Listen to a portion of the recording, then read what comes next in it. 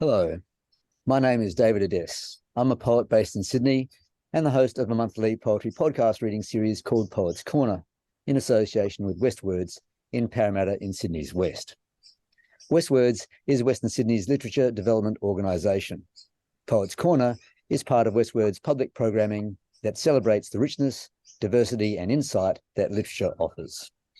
Especially in these times, we thank the ongoing support of Create New South Wales, the Cultural Fund of Copyright Australia, City of Parramatta Council, Blacktown City Council, and Campbelltown City Council, as well as the many project partners that have enabled us to continue to provide opportunities to writers and audiences.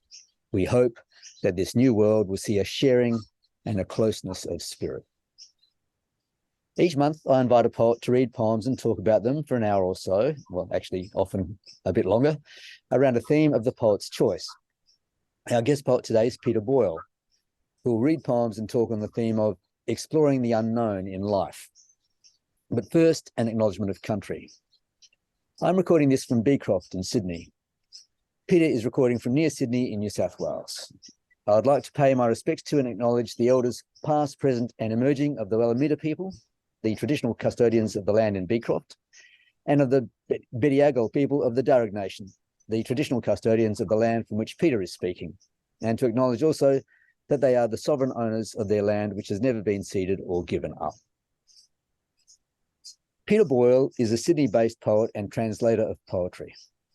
He was born in Melbourne in 1951, but moved to Sydney at the age of 10.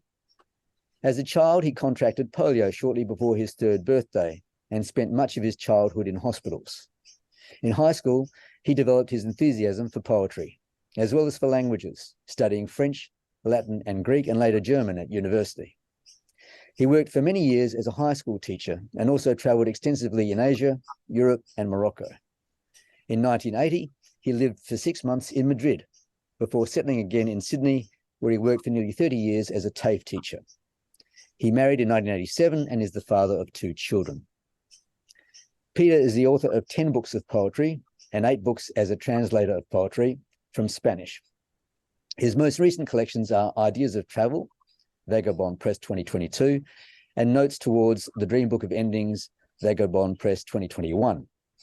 With MTC Cronin, he's the author of 2 collaborative books of poetry, Who Was, Puncher and Watman, forthcoming, and How Does a Man Who Is Dead Reinvent His Body? The Belated Love Poems of Thean Morris Saley, Shisman 2008. His books have received numerous awards, including the Queensland Premier's Award for Apocrypha in 2010, the Adelaide Festival Award for the Blue Cloud of Crying in 1998, and the New South Wales Premier's Award for Coming Home from the World in 1995, for Ghost Speaking in 2017, and for Enfolded in the Wings of a Great Darkness in 2020. Peter has performed his poetry at international festivals in Canada, France, Colombia, Venezuela, Macedonia, Nicaragua, and El Salvador. In 2017, he was awarded the Philip Hodgins Memorial Prize for an Australian writer. As a translator, Peter's books include Anima Indole of Such a Nature and Carece de Cosa, No Known Cause by Cuban poet Jose Coser. The Trees, selected poems of Eugenio Montejo, and 3 poets, Olga Orozco, Marosa de Giorgio, and Jorge Palma. His translations of French poets, including René Char, Pierre Reverde, and Max Jacob, have appeared in journals and anthologies in the US and the UK. In 2013, he is awarded the New South Wales Premier's Award for Literary Translation. In 2018, Peter was awarded a doctorate in creative arts from the University of Western Sydney. Welcome, Peter. Thank you, David. I should have cut that bio, I think. It's a bit long. It was wonderful to read and to know. I wanted to start, Peter, with the theme that you've selected, Exploring the Unknown in Life. You're reading poems today from your last 2 books, Ideas of Travel and Notes Towards the Dreambook of Endings. Both of those titles suggest to me the notion of exploration. How do those 2 books reflect your theme? I think both of those books reflect the idea of, or based around the premise of trying to write poetry that doesn't start from what you know, but is working its way towards what you don't yet know. So it's poetry that's deliberately not paraphrasable, not exactly storytelling, not obviously related to some kind of theme that you could spell out in advance. So to have that exploratory quality, and they have the sort of openness to the various things that life might unfold that we don't yet know. So multiple dimensions of reality, I guess. You'd be familiar with this. There's a very old conversation in poetry about whether poets and probably in literature generally should write about what they know. I remember as a 17-year-old wannabe writer, I was told not to write anything until I had something to say. And I wrongly didn't think I had anything to say as a 17-year-old. And that was possibly the worst advice I've ever been given. How much of writing for you is about exploring the unknown? Well, I think for me, writing has got to be about exploring the unknown, in the sense that if it's something that I could say to someone because I know it already, if it's, just my opinions about this, that, or the other topic, then to me, it's just doesn't have the energy to push me into creating poetry. I think this is particularly true of poetry for me. That it's not that I'm writing, I've got no knowledge or background or no experiences to write about. Sort of experience of life, is really important in writing poetry. But it's not necessarily that you're recounting that experience, or that you're saying it in a way that is immediately connected to obvious things. I mean, I start as a poet that, for example, doesn't really, I don't set out to tell my life story. I don't set out with the premise that what's happened to me is of particular interest. I'm looking for what might be more universal in it, and that I don't really know. And in order to get to that more universal level, I'm trying to shed a certain amount of the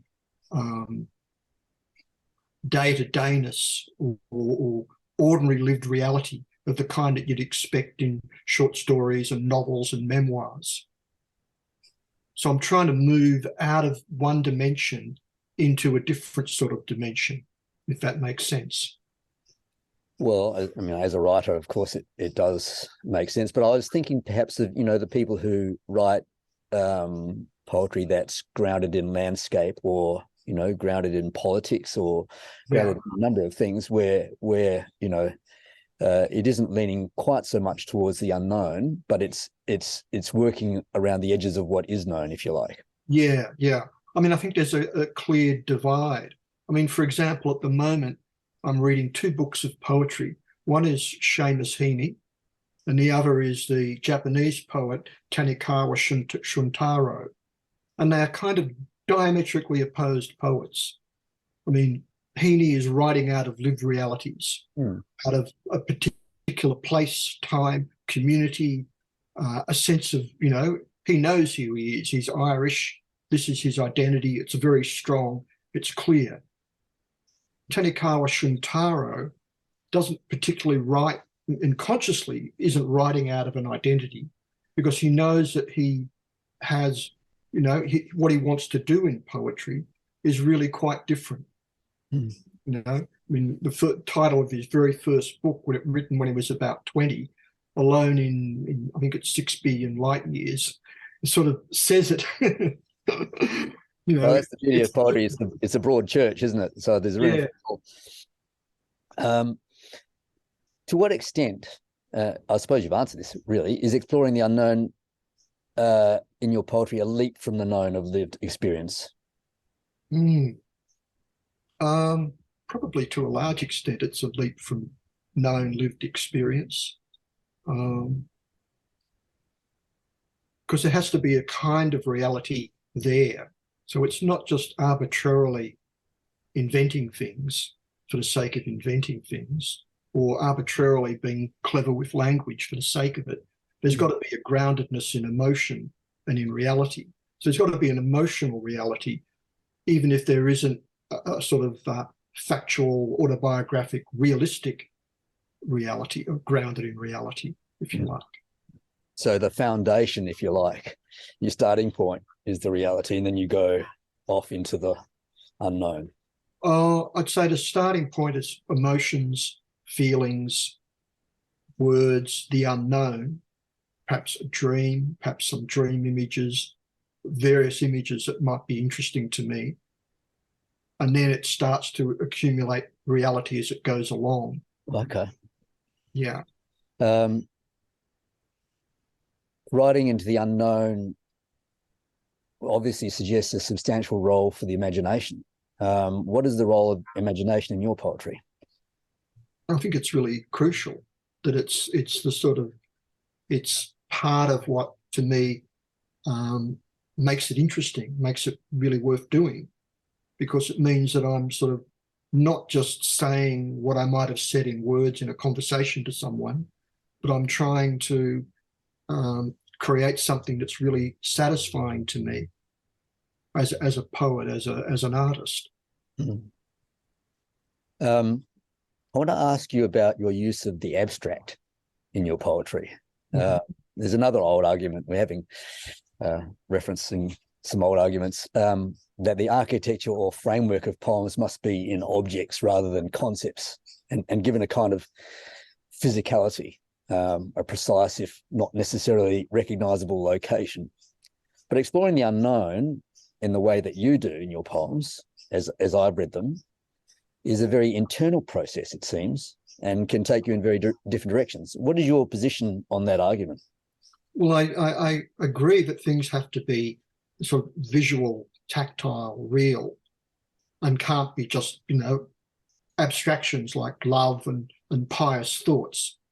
So poetry's got to be, grounded in a way that isn't just opinions, thoughts, like abstract argument. And I think my poems, don't go into abstract argument, but they're not grounded in the sense of everyday lived reality, so that it's the same as a conversation with someone. They're a different kind of thing. Mm.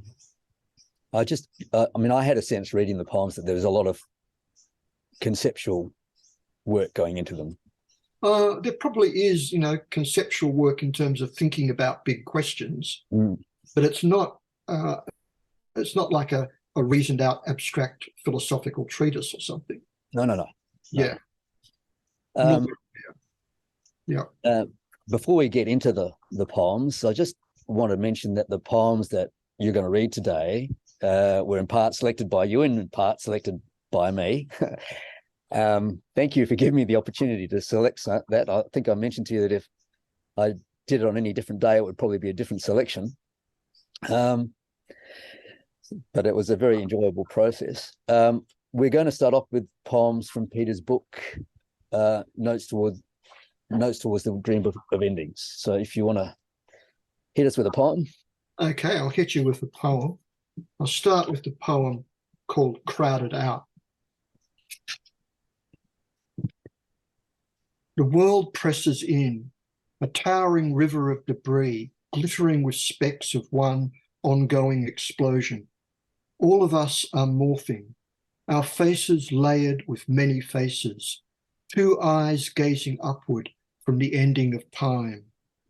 Our skin is traveling from country to country, even as we sit still and the second hand stays frozen on the wall clock. From somewhere far inside us, a young woman from a millennium ago rises to the surface, comes close, and we shiver with all her tenderness. At the place where our breath is suddenly held back, a child is there, watching the trees above him spin in fast motion. In the vast empty barroom of the mind, a skeleton holding a wine glass gives us a familiar nod. Birds fly in and out of the multiple cages that are our rib cage. A single cry from any one of their throats is enough to thread white light across the darkness. So large, so impossible, our hands shake as we carry the world. One of the things I'm conscious of when I sort of frame questions for poets is all the questions that I don't ask. So what I might say after I've asked you a few questions, if there's anything else you want to say about the poem, I'd be interested to hear it. In this poem, well, in reality, the world only exists for each of us whilst we're here to make the world. Is that what you mean when you conclude that we carry the world? No, I think it's more that we have a sense of responsibility, of that we have a responsibility for our lives, that we're carrying something very heavy, very large, very impossible. So the whole poem is these images of how crowded our existence is, the many layers of self that lie within us. And even though we only have this short span of life, we're carrying this kind of huge multiple burden. That's, I guess, the feeling that I'm a sense of overwhelm, really crowded out. It's a big ask. Yeah. I think we'll come to a poem later on where you talk about things being unbearable, but you have to bear them. So is that also a sense that permeates this poem? I think so, yeah. I think that's one level. So as I was saying earlier, it's kind of like there's an emotional reality to it, but not an autobiographical kind of reality. But the emotional is autobiographical, isn't it? It's your emotional. Well, not necessarily. I might not necessarily feel that. Whether it's mine or not is almost irrelevant, because it's something that's more universal. Like our hands shake as we carry the world. Yeah. Is emotional content almost a prerequisite for you in your poetry? Yeah, I think so. There wouldn't be many poems where I'm not trying to channel some emotion. That's, I guess, what I'm largely working with. Emotions rather than stories. Yeah. The notion of constant morphing and having many faces resonates with me. I like the idea that we are containers containing all the previous iterations of ourselves, whether that becomes a burden or not. Even as some of those iterations become inaccessible over time. Can we ever stop regarding ourselves in all the different countries of our lives, re-encountering all these things we hold somewhere far inside of us? I didn't quite get your question. Yeah. I mean, I think that there's kind of this internal gaze that goes on, that we carry all these iterations of ourselves, and some of them are swimming up to the surface and some of them are sinking back down, and we're always regarding, in a sense, we're always regarding ourselves and we see the world through the lens of ourselves. That's probably true. But I mean, we're not always regarding ourselves. We have large chunks of our life where we're so busy, occupied, that we're not noticing ourselves at all. I mean, you wouldn't say you'd go through too many days without noticing yourself. I think there's these internal conversations going on. You notice yourself, but I mean, a person who's really busy flat out with a job, like I was teaching or whatever, it's not like I'm spending a lot of time navel gazing. Yeah, navel gazing is a negative word for it. Yeah. I mean, I wasn't looking at it in that terms. I was just thinking about how we have this inner life, or these many inner lives that are continuous, really. Yeah. And in a sense, when you're talking about exploring the unknown, the unknown is all around us, but it's inside us too. That's right. That's true. The unknown is very much inside us, because we really don't have all that clear a sense of who we are.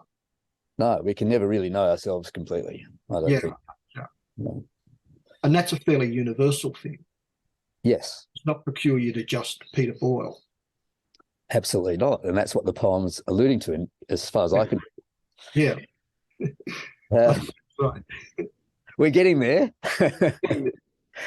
Did you want to say anything else about this poem? Uh, Not really. I think that's enough for that. All right. Shall we move on to Becoming Tree? Yeah, Becoming Tree. This is one of the poems that I wrote after the death of my partner.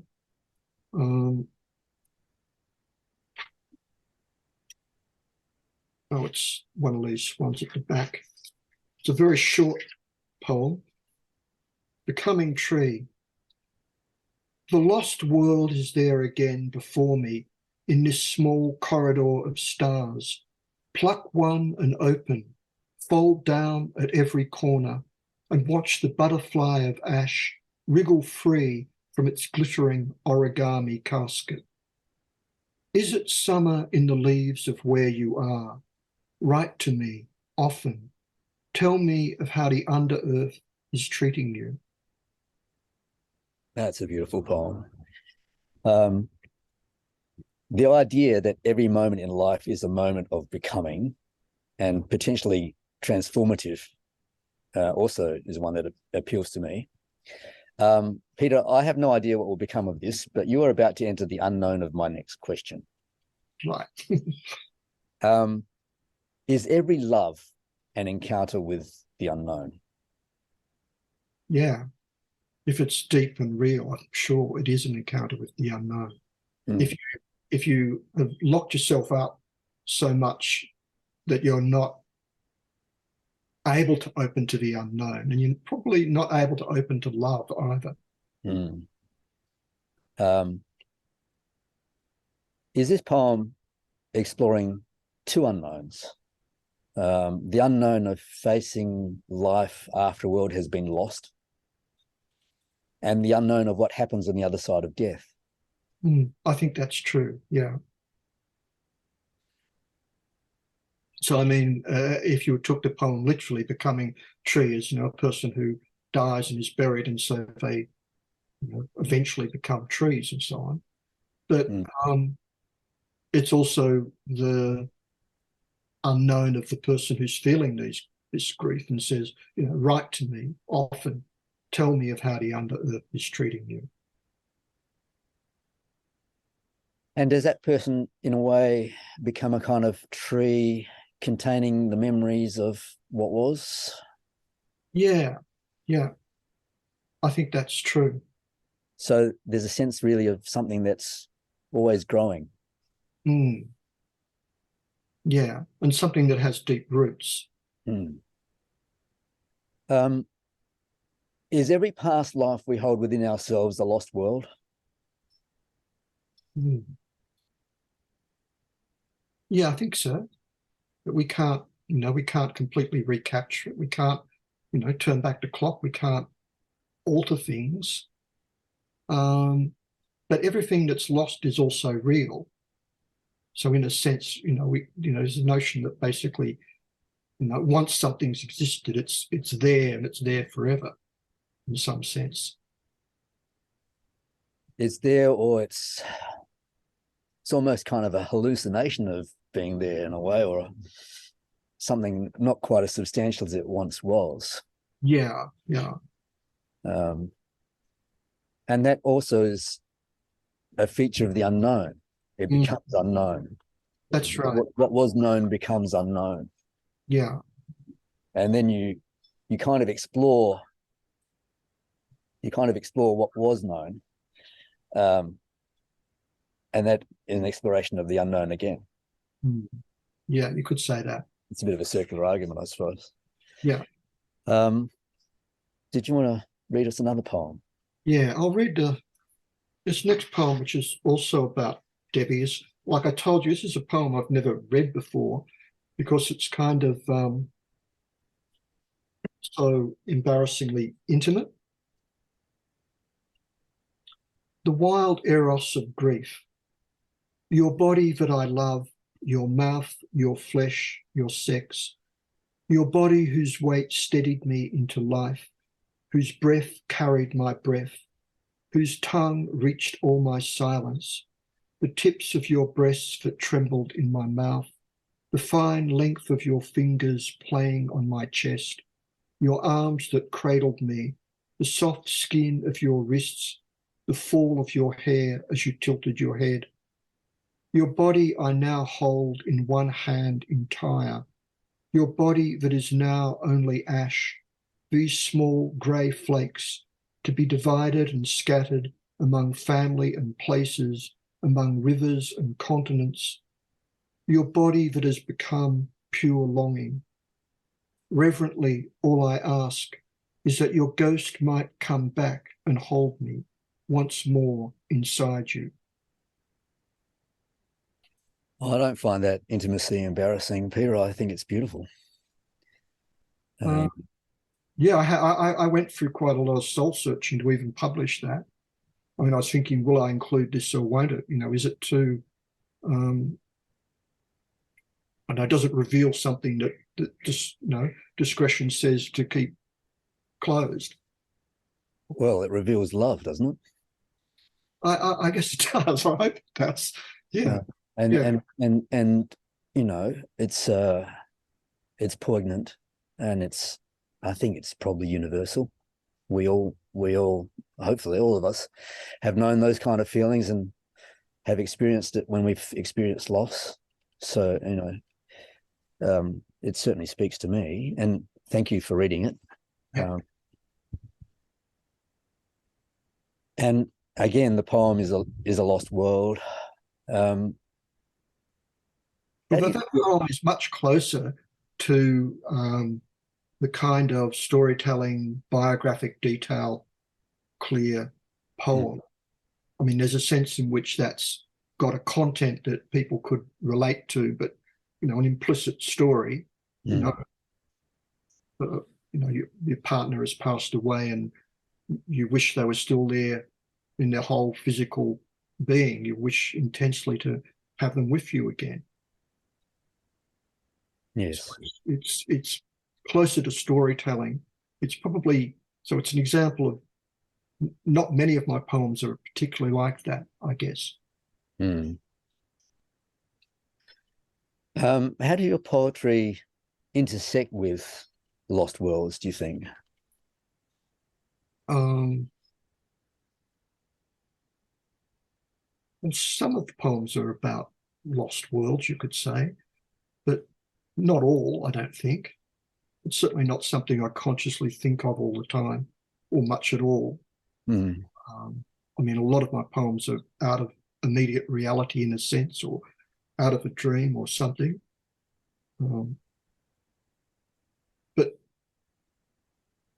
But I guess we're always losing things.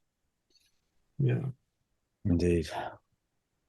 The poem enters into and carries loss and longing. I notice there can't possibly be any substitute for what has been lost, but can poetry too steady you into life?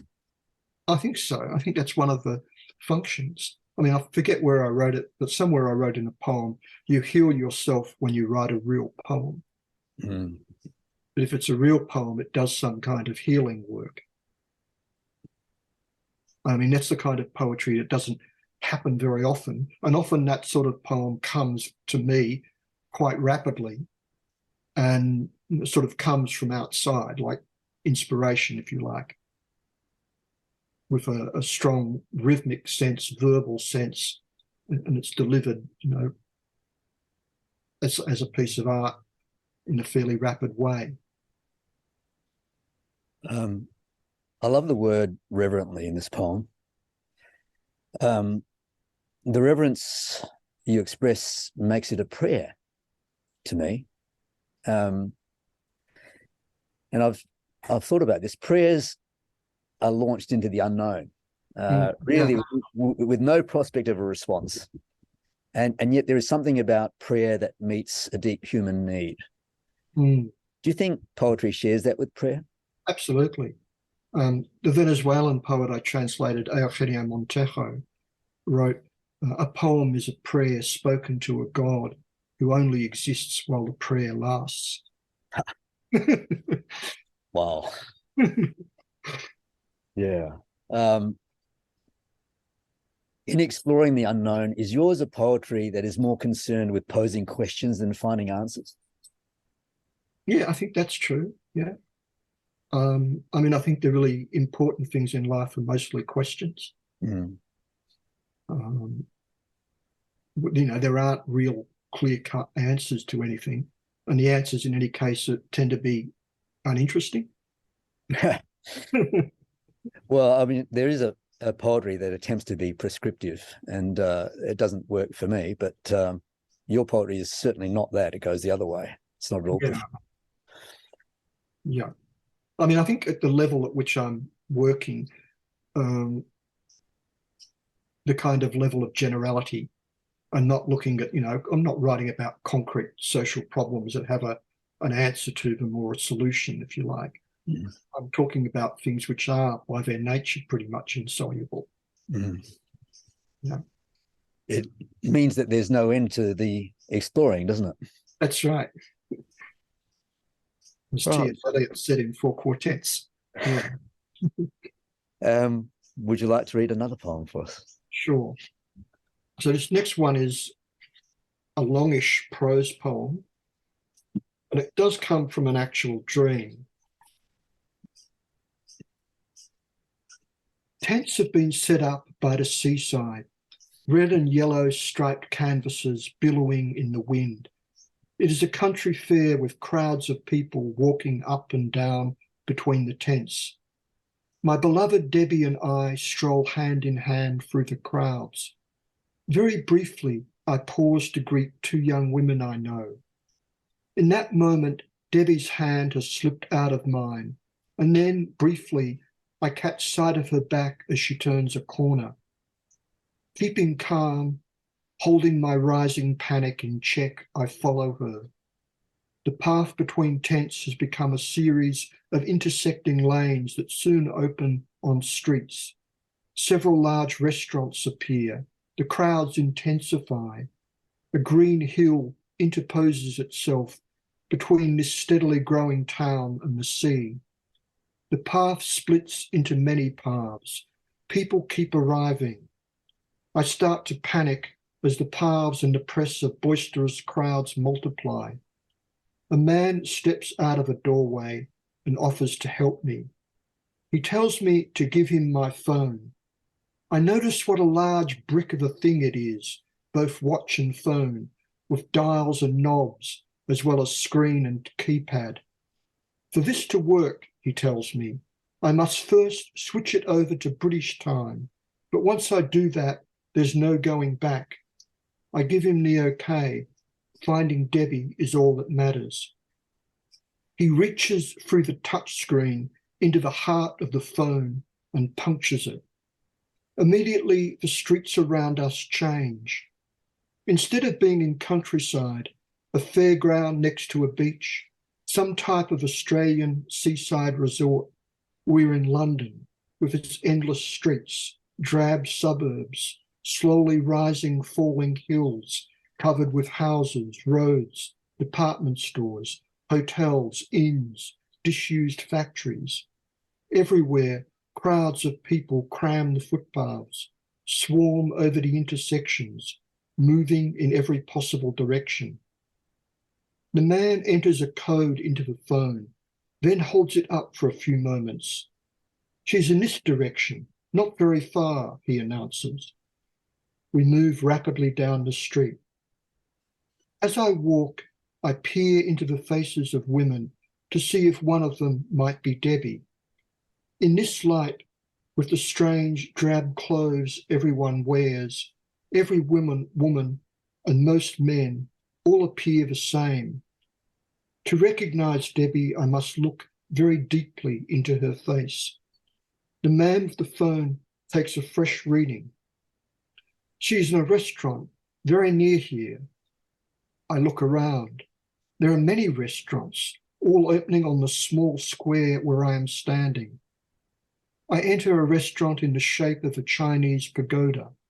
I move from table to table, inspecting the faces of the diners, but not one of them is Debbie. I enter other restaurants and trail upwards through many layers.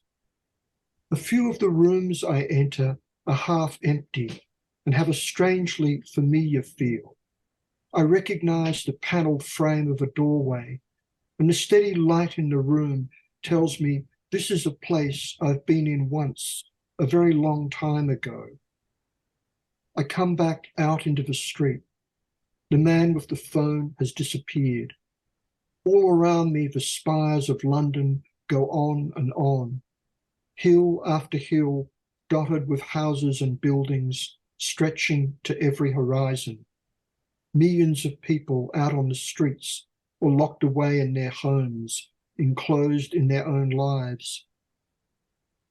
That we should have found each other once among life's million roads of chance. To feel your hand now slip out of mine, to lose you on the countless intertwining paths of the dead. A circle closes. I am alone. A small child once more, stranded in the immense maze of the world, suddenly nowhere. Before I ask you anything about this poem, Peter, do you want to say something about it? You mentioned it came from a dream. Yeah, it was a real dream. So I sort of noted the dream down to the best of my ability the next morning and then worked on it a reasonable bit to try and get across the emotions and the sense of crowding and the things that happened in it. There was a sort of trust that the dream was revealing something or speaking something that I really wanted to get down in the form of a prose poem. Mm. I mean, it's got all those hallmarks, that the panic, the sort of non-linear way in which it proceeds, the familiarity, all of those things are sort of common to a lot of dreams, aren't they? But what do you think your subconscious was telling you in this dream? I think my subconscious was telling me that the loss of Debbie, or separation from Debbie, recalled separations in childhood. That the two are kind of linked. You know, that separation of being put in a hospital a few months before my third birthday, which I don't really remember.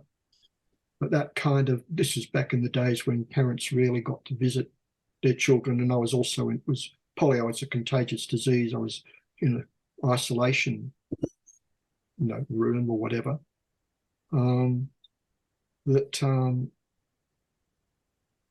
There's a kind of a deep trauma there that is being played out again, and that writing the poem and having the dream and then writing it up is a kind of therapy of dealing with that. I mean, a related question. I've noticed that a lot of the poems in these books have got a dreamlike quality to them. And I guess some of them, like this one, stem from dreams, and some of them are perhaps imagined. Is that because dreams are a way that we constantly explore the unknown in life, and you're trying to recreate the atmosphere in the poems?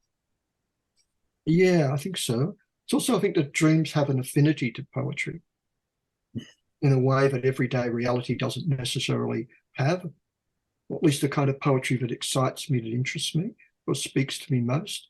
I mean, dreams take us straight into emotion. Very often, not always, but the ones that to me, there are two kinds of dreams. There are dreams that I, don't write down, or write down and know that they don't mean anything much, or their meaning is too obvious. And there are longer, more complicated dreams like this that I do work with and, try and get down and write, because they seem to have a poem in them already pretty well. There's some literary journals that refuse to take poems about dreams. Yeah, I guess one of the problems is when you end a poem with, it was only a dream. and therefore having the poem be about a dream kills the emotion or kills the story. Mm-hmm. But that's not necessarily the case. It depends also that the dream is not too obvious or not too usual. Like, I think this dream, I mean, I do remember in the dream, the guy saying, "Give me your phone." I've got to switch it over to British time. Yeah. Once we do that, there's no going back. So those are words from the dream, and that's pretty unusual. Yeah. Kind of thing. And then, I mean, the dream also has my kind of negative image of London. I mean, I was in London in 1972, and I was looking for work, and I'd go away and travel around the continent or Morocco and come back and look for work again. And so London was a kind of, I never found any work and never met any people that were like real friends or made any real, so it was a very isolating kind of period, traveling on my own at that stage. Yeah. Is one of the things that you are exploring in these poems a sense that nothing is really as we think it is, that all our certainties are really impermanencies that are constantly changing? I think that's something that comes in pretty frequently. Mm. There in many poems. Mm.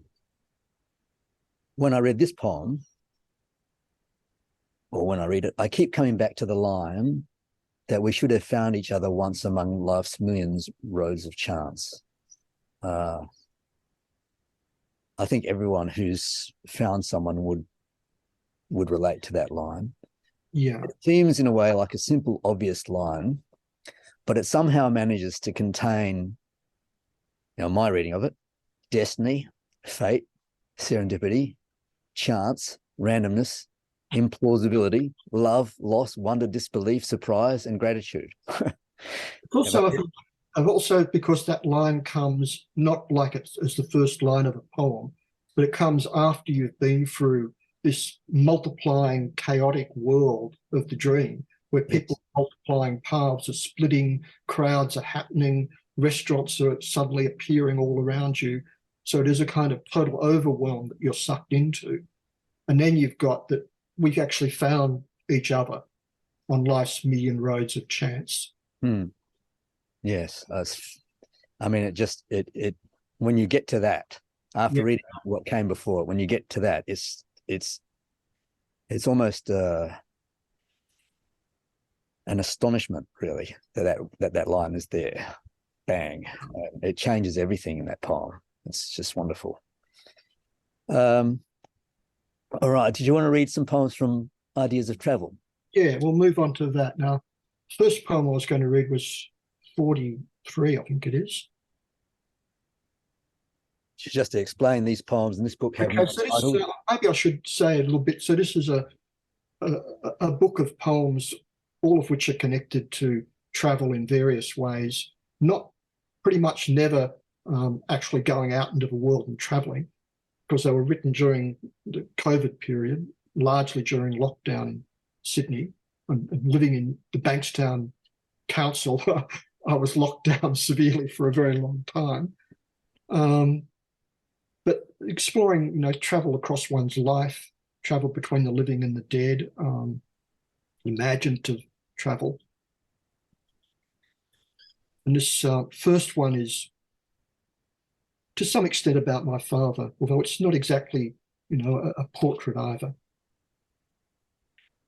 I am eating the blue and red checked shirt peeled off my dead father's back. Time is pooling in the flooded laundry, and the wash tub is littered with cats. They are climbing in through the window. 5 of us are there, eating the shirts of the dead, fighting back tears, our mouths choked with sweat and saliva. I am wading through grey sludge, trying to make sense of my father's life. In a waterlogged drawer, his war medals glitter, thrown in beside rusted secateurs and paint scrapers. He inhabits the space of an endless, failed renovation. Women draped in tarpaulins glide by on rafts. Brown water swirls through the trees, over vanished roads and fields. Our elders' shirts are all that is left us. The blue and red dye of my father's shirt stains my mouth, and eating is his slow ingestion of hunger. I mean, you start off with that striking opening line and image, eating the blue and red check shirt peeled off my dead father's back. I found it impossible not to visualize it. What prompted that line? Well, this comes from a dream, but I don't know that the dream had the cats and the washers, and it must have had something about this that triggered that line, because I think the line certainly just came to me as a sort of given. Mm. And then it sort of elaborated, and there was a wash tub, there was, I think there was flooding somewhere in the news. There's been so much flooding that, the women draped in tarpaulins glide by on rafts is kind of where we are. Yeah, still. Yeah. I mean, there are numerous images relating to flood in this poem. Is it an extended metaphor for a flood of emotion, or for how everything gets washed away, or did you have something else in mind? No, it's certainly not consciously any of those things. I don't consciously have things in mind. I mean, I don't consciously have things in mind. I create the poem. It's not like there's some conscious thing I have in mind and I'm trying to shape the poem in light of this conscious thing that could have been explained in some other way. I'm just working at the poem. That's interesting. So, I mean, but you would use metaphor in poetry, would you not? Oh, yeah, I use metaphor. But it's like I said, it's not like I've got a conscious image of this is what I want to say and now I'm going to say it. So when you start a poem, you don't know where it's going to go? Yeah. So if I know where it's going to go, it's not interesting. So the poem, the exercise of writing a poem itself is a leap into the unknown. Yeah, exactly. And so, often it might not work, or I decide that it's not going anywhere, or that, there's no emotion. I mean, there has to be some kind of emotion. There has to be something, if you like, at the back of your mind that you might partly reflect into, but it's not like there's a pre-existing thing that you then create. So do your poems surprise you? Oh, yeah, often. Mm. And often I've written it and a lot of time goes by and someone's talking to me and then I realize from their conversation what the poem's really about. I mean, are there some poems that you don't understand years after you've written them? Like you're thinking, oh, who wrote that? How did I write that? Yeah, there are ones that certainly surprised me a long time later. Yeah. Mm. And I like that, Yeah, I like it too. Now, this poem is in a way all about trying to make sense of another person's life. I think of every person as a vast unknown, even if they're people we've known all our lives. Can we ever make sense of another person's life? Not really. There's layer after layer that we can go through. Mm. So can the hunger that you referred to at the end there to make sense of another person's life ever be satiated? Mm. I don't know, but to me, the poem's not about the hunger to understand another person's life. To me, the hunger is hunger, like starvation. Mm. Um, Yeah, but what's beneath that? um,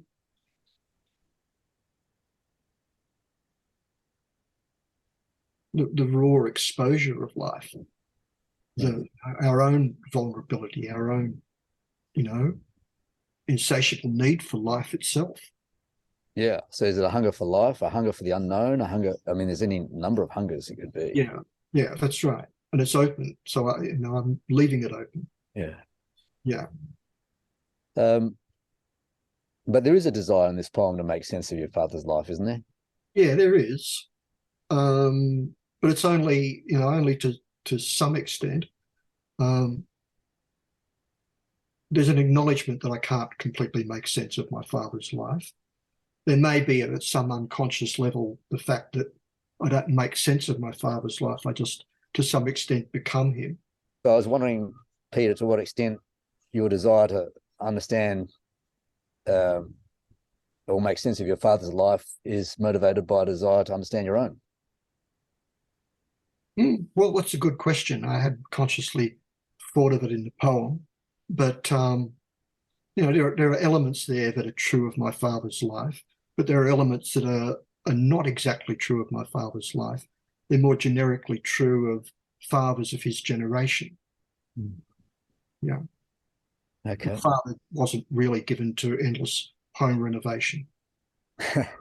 But a lot of, like our next door neighbour here is, and other people are. All right. Do you want to read another poem? Sure. What was the next one? It was 49, I think. 49, yeah. This is one of the few poems in this book that actually does have something to do with travel. Caracas in Venezuela, and Avila in the poem is Mount Avila, which is the mountain overlooking Caracas. I think I will go on living for several years after my death, thinned down a little, quietly happy in Caracas. There, where the noisy streets soothe my passage, and moored like a stationary cloud, the Avila protects me. Extraordinary women from the many lives I never had glide through doorways, step lightly on pavements, unaware of my presence, hovering like a bee above some guava cake, like light caressing their arms as they rest in the traffic. I don't know why this way of being a ghost appeals so deeply. Maybe it's to do with the rain that is fine and warm and goes on talking beside me. Or maybe it's the faces, the hands and lips that never stop holding or gently touching, quiet, slow days, that permanent edge of affection. With no claim left on this world, I could imagine myself expanding into the sudden stillness I called love.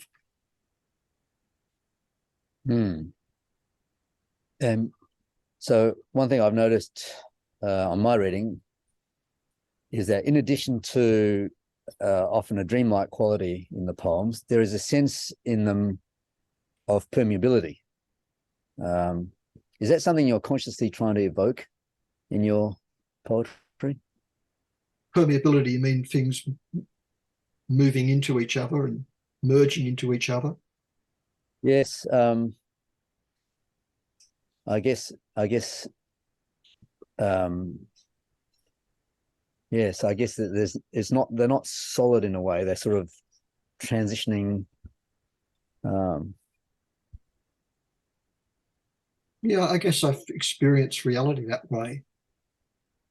So, it interests me, that kind of permeability, malleability, shifting between things. I mean, this is a poem that I actually wrote this poem shortly after, my visit to Caracas in 2004, but I didn't know how to end the poem. It didn't have a proper ending. And there was a part in the middle that was clunky, and I just put it aside. And then I found it among Deb's papers, in about 2021, I guess, when I was writing ideas of travel, and reworked it and was able to come up with an ending. So I was able to, it's a poem that to me was a sort of slight, not lighthearted, but compared to other things, relatively lighthearted sort of meditation on the tropical realities of Caracas. Meditation is actually a good word, because I think that there is a meditative quality about a lot of the poems that are in these books. So I imagine an invisible border between what is known and what is unknown, and that we are constantly, consciously or otherwise, crossing or trying to cross that border. Do you have a sense of a border like that between life and death, between the known and the unknown? Yeah, I think so. Yeah, there's a sort of you know, we're trying to make sense of lives and and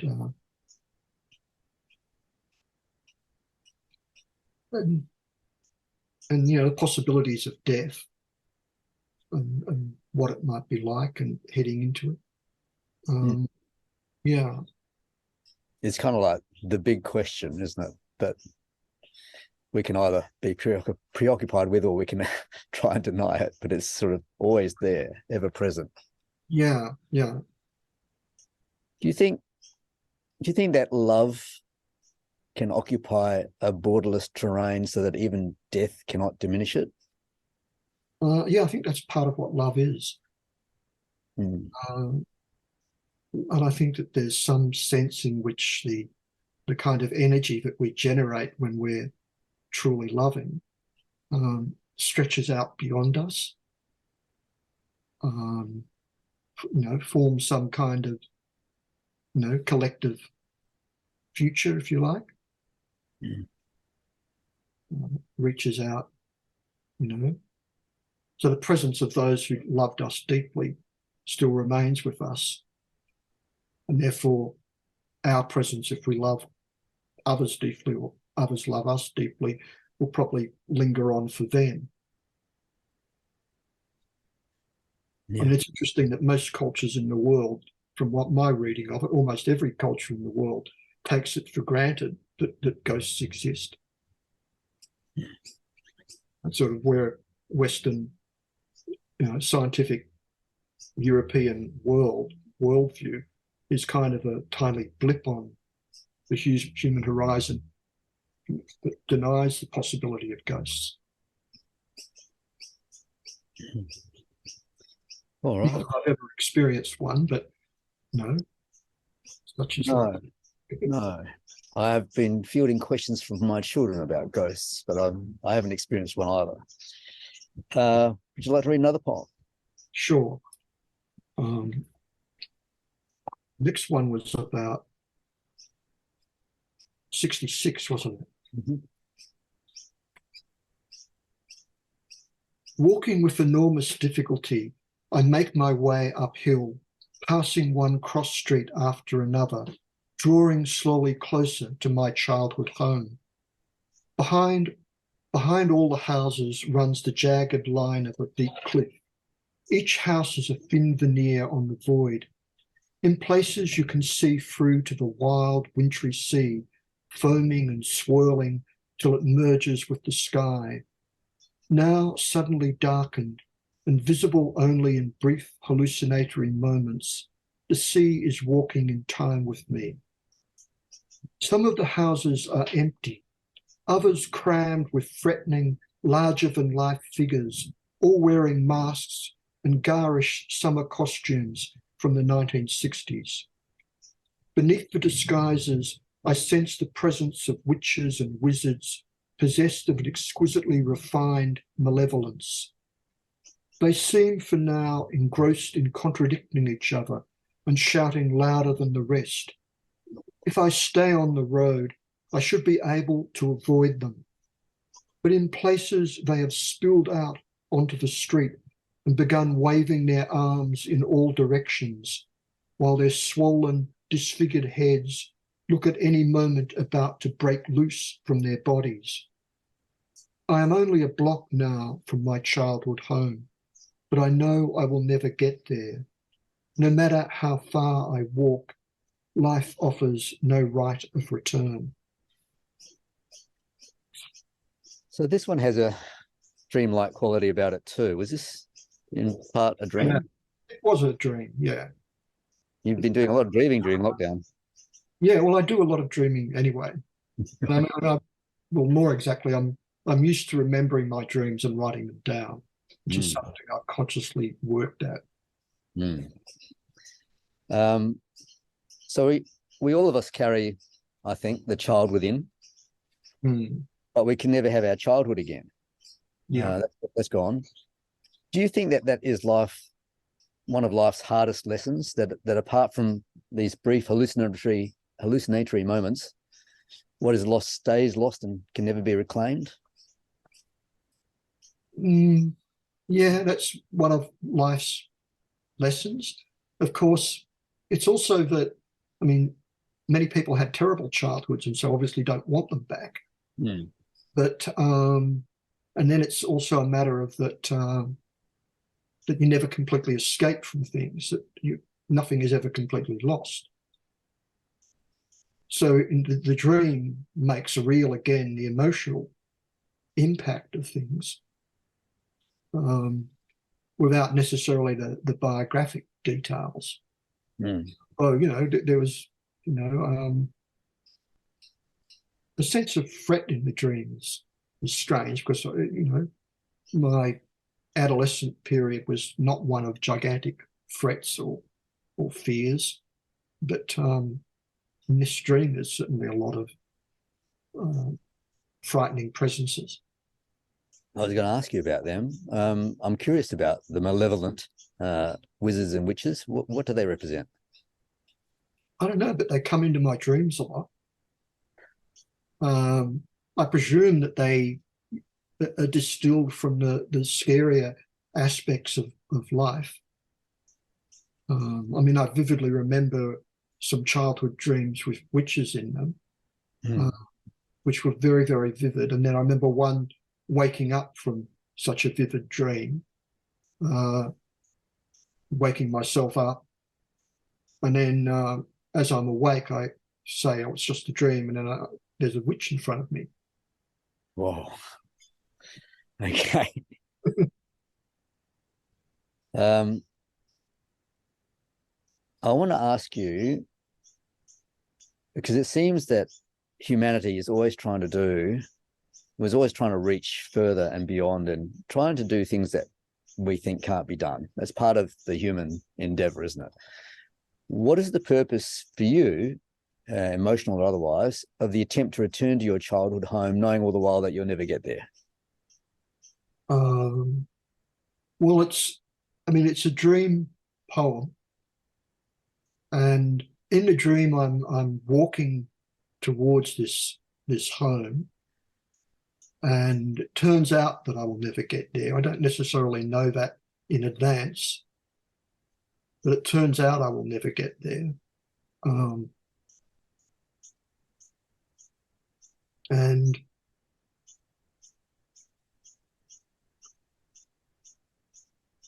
the purpose of it is to explore those emotions and feelings, create that scenery.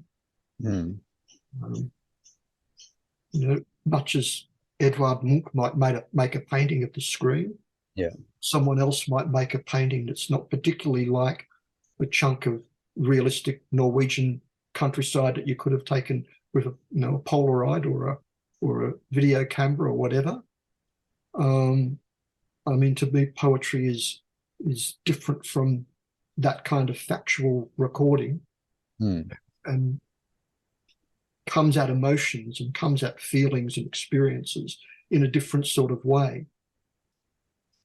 So to me, the gulf between what I like to do in poetry and more obvious prosaic recording of actual reality, what people call reality, it's a bit like the difference between imaginative artists like Clay or whoever it might be, and photography.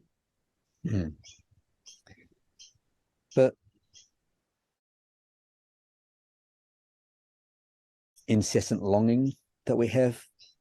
Yeah, there's a longing, and there's fear. Longing and fear, terror, in fact. And also human stubbornness and implacability and all of that too. Yeah, all those human qualities. Refusal to accept things as they are, denial, all of that. Yeah, exactly. Wonderful. All right, you have one more for us. I have two more, I think. No, two more. Yes. So 81 is the next one. 81. Okay. Take this off so I can read better. Now she is dead, I carry my mother inside me. It is how the earth is made. In an inner space behind space, out of the everyday, the chaotic, the greater and lesser disasters, she fashioned a single thread of luminous being. All through life, visibly, invisibly, she shaped what she could of goodness. Lost now ash or air, the dead we love have gone so impossibly far inside us. Brushing against the curve of silence, we touch most deeply only what we can never hold. She who carried me, I now carry. Her lifetime's silent other work, to build inside me a mirror self that could go on holding me, a wondrous many-sided pagoda open to lost travellers, a sturdy, delicately crafted bark to ferry me through the same unbearable darkness.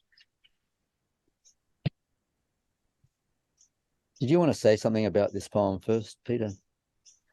Well, it's a poem obviously about my mother and about my feelings towards her.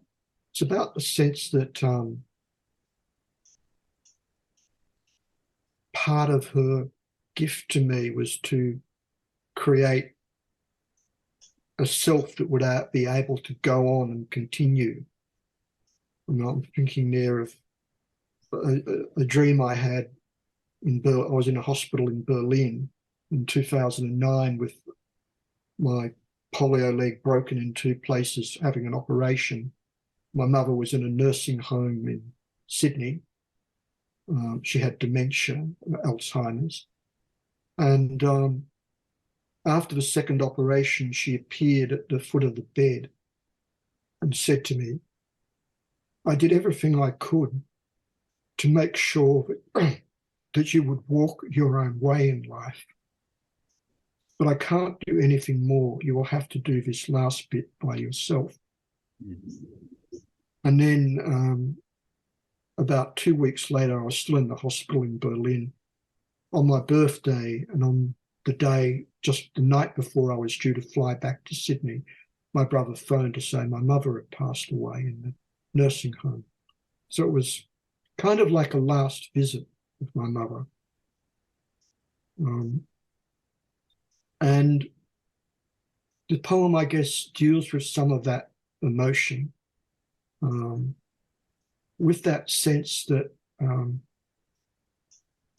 a parent to a child who's trying to not only love that child, but make that child strong enough to go on without the parent.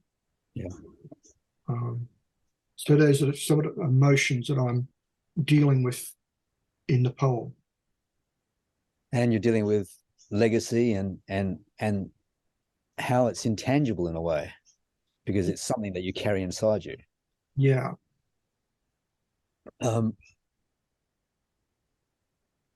I really like the synchronicity of this reading where you've read a poem about your father and a very different one about your mother.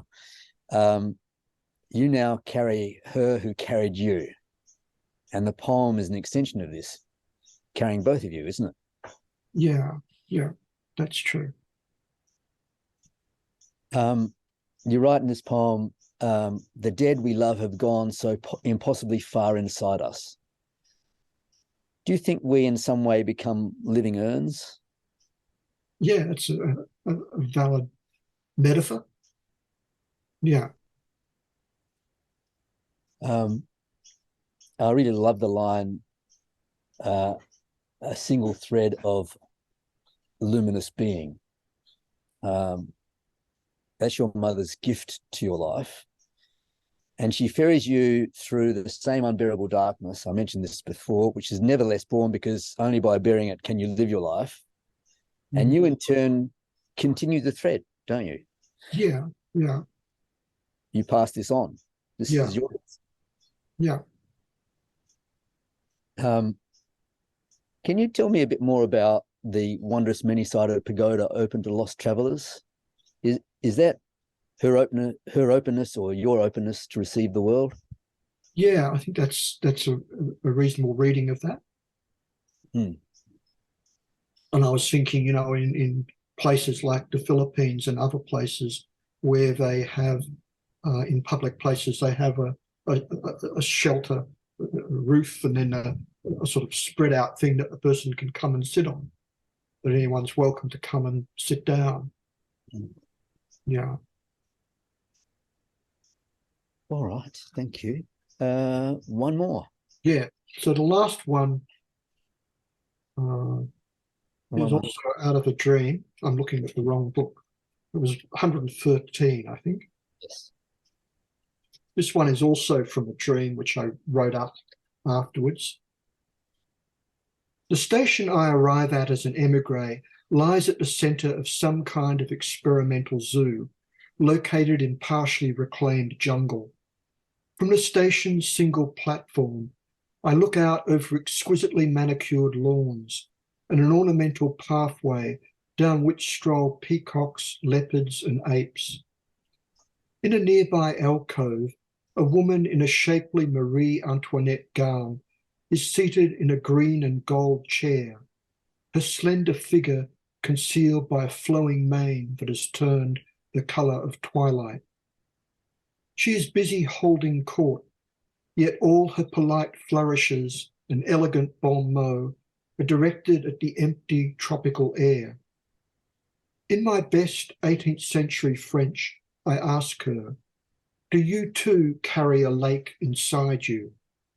At that, she reaches for a key tucked inside her bodice, takes my hand firmly in hers, and presses the key deep into my chest. We are now making our way around a lake where songbirds scatter wide sources of iridescent blueness. Suddenly, a barbed wire fence interrupts our progress, its ancient spikes sagging in the chill twilight breeze. From the stitching of her gown, she extracts a pair of tweezers and proceeds to unpick the wire that dissolves to a fine dust, but soon transforms to a tribe of skinks vanishing into the foliage. By now, we have reached a Japanese bridge, surrounded by flowering cherry trees. Autumn has flowed into spring, and summer into winter, which blossoms as spring again.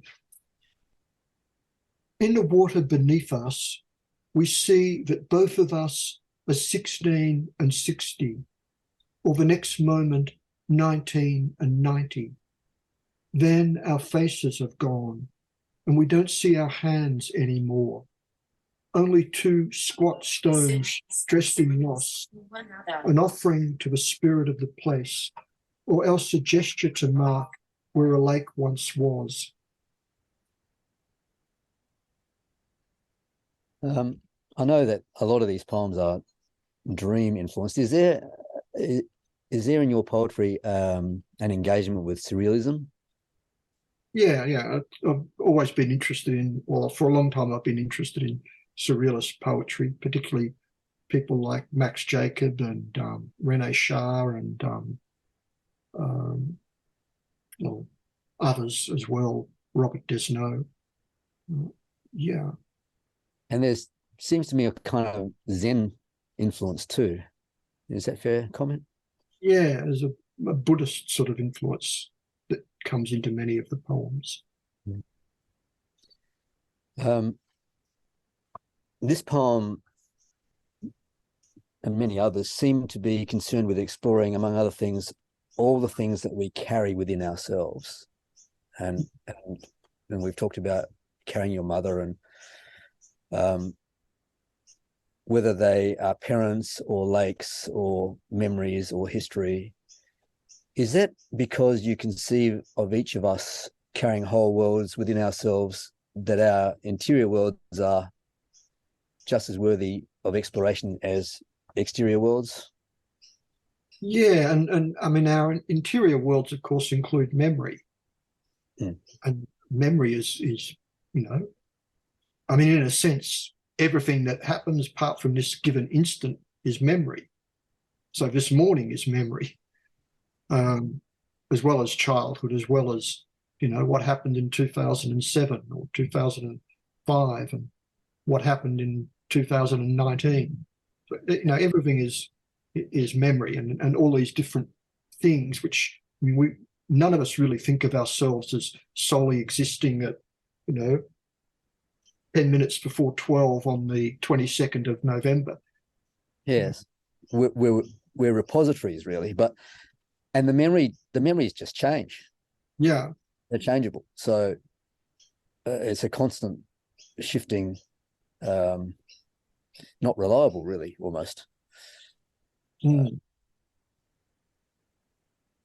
know that we've been often told to focus on the journey, not the destination, but every journey contains the destination, or should.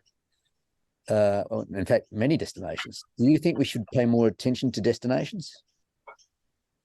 Well, I mean, the journey and the destination, yeah. I kind of am wary of thinking too much in prescriptive, generalized, abstract terms. When we throw ourselves into making art, we throw ourselves into living as best we can. We throw ourselves into whatever demands life happens to make of us.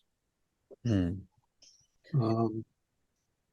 at the same time, we're kind of respectful of that totality that we hold, that we're both, if we live that long, we're both 19 and 90 simultaneously, as it were.